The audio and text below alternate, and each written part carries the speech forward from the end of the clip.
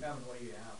Yeah, I wasn't going to even say anything, but you know, after 5 years ago, Frank, I confronted you about stealing diesel fuel, putting it in your backhoe and taking it over there and doing that little 10-cent house that your boy lives on Cush Road over there. And you told me that you do so much for these people of this township that you deserve to take fuel when you want to, and to go blank myself. And you know what, Frank? I came to these meetings after it was posted in the minutes of the meetings back in October '08 that the township was going to sue me for interfering with township business. That's why I started coming to these meetings, is because I told you to quit stealing our fuel, and you put something in the paper or in the minutes saying that I was the one being sued. Well, you know what? You've had, I don't know how many, 50, 60 people come to these meetings preaching your praises, saying how wonderful you were, how wonderful a job you're doing, how great a person you are.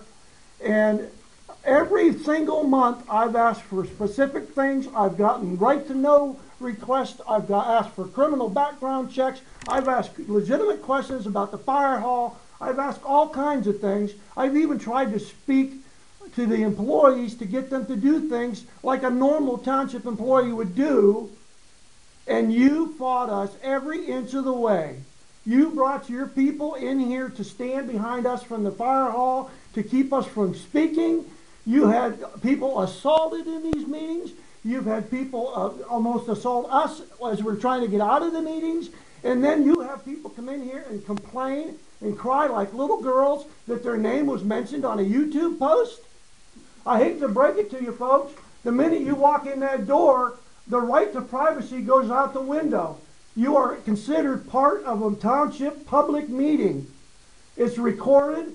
It's been recorded for over 2 years, and Mr. Machokas should have made you aware of that before he asked you to sanction his criminal activities.